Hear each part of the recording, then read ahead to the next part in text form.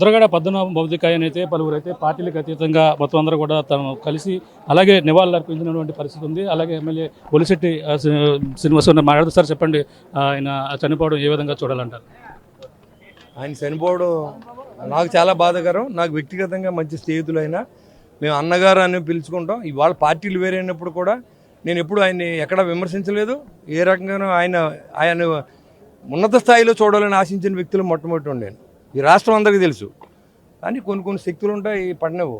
అలాంటి పరిస్థితుల్లో ఆయన ఈరోజు మన మధ్య లేరు అని చెప్పడానికి నాకు చాలా బాధగా ఉంది. ఆయన కుటుంబానికి నా ప్రగాఢ సానుభూతి తెలియజేస్తా ఉన్నాం. ఆయన కుటుంబానికి ఎప్పుడు కూడా మేము అండదండలుగా ఉంటాం. పార్టీ ఏదైనప్పుడు కూడా వాళ్ళు మా దగ్గర ఏ పని ఉన్నా మేము రావచ్చు. వాళ్ళ అబ్బాయిని కూడా మాట్లాడి చెప్పడం జరిగింది. ఈరోజు మాకు పరిచయం కాదు, మేమంతా కూడా కాపు నాడు ఉద్యమం నుంచి కలిసి పనిచేసాం. ఆయన ఏం చెప్తే చేసాం. కాబట్టి ఈరోజు మాకు ఆయన పవిత్ర ఆత్మ శాంతి కలగాలని, ఆ కుటుంబానికి మనందరూ తోడుగా ఉండాలని నేను మనస్ఫూర్తిగా కోరుతాను. 2024 ఎన్నికల్లో ఆయన జనసేనలో వచ్చే అవకాశాలు మీరు కూడా మాట్లాడారు. జనసేనకు వస్తారని కూడా అందరూ కూడా భావించారు, మీరు కూడా మాట్లాడారు. చెప్తున్నాను, నేనే తీసుకెళ్ళి మాట్లాడాలనుకున్నాం. ఆయన ఒక చిన్న షరతు విధించారు. అది అలా జరిగింది. అది ఈ లోపల ఆయన వైసీపీ పార్టీకి వెళ్ళారు. ఆయన ఇష్టం వచ్చిన పార్టీలో ఆయనలో తప్పులేదు.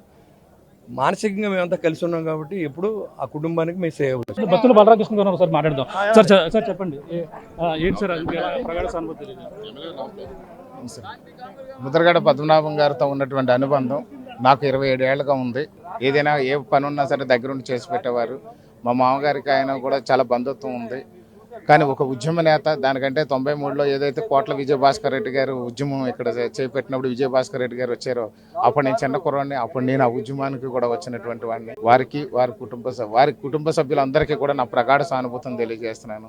వారి కుటుంబ సభ్యులకి ఎప్పటికీ కూడా నా తరఫున, జనసేన పార్టీ తరఫున ఖచ్చితంగా అండగా ఉంటామని చెప్పి తెలియజేస్తున్నాను. రాజకీయ నాయకులు ఆయన నుండి ఏం నేర్చుకుంటే బాగుంటుందని చెప్పుకొస్తున్నారు? అంటే సుదీర్ఘంగా రాజకీయ అనుభవం ఉన్న వ్యక్తి, ప్రజలకు ఉన్నటువంటి సమస్యలు ఉద్యమంగా మార్చి ప్రజా సమస్యలు తీర్చడంలో ముందంజలో ఉన్నారు. కాబట్టి ఖచ్చితంగా ప్రజా ఉద్యమాలు ప్రజలకు అవసరమైనప్పుడు ఖచ్చితంగా చేయాల్సినటువంటి బాధ్యత మన అందరిపైన ఉంటుందని తెలియజేస్తాం. ఇది పరిస్థితి. ఇప్పుడైతే ప్రతి ఒక్కరు కూడా అయితే ఇక్కడికి వచ్చి పార్టీలకు అతీతంగా ఆయనకైతే నివాళులు అర్పిస్తున్నారు. ముఖ్యంగా జనసేన నుంచి అయితే బొలిశెట్టి శ్రీనివాస్ కావచ్చు, అలాగే ఏదైతే మంది ఇక్కడ ఉన్నటువంటి బత్తుల బలరామకృష్ణ కావచ్చు, మొత్తం అందరూ కూడా వచ్చి ఆయనకైతే నివాళులు అర్పించారు. అంటే పార్టీలకు అతీతంగా వచ్చి ప్రతి ఒక్కరు కూడా చూడాలి. మంగళ్య షాపింగ్ మాల్ ఇప్పుడు దిల్సుఖ్ నగర్ మెయిన్ రోడ్ లో జూలై 17న గ్రాండ్ ఓపెనింగ్.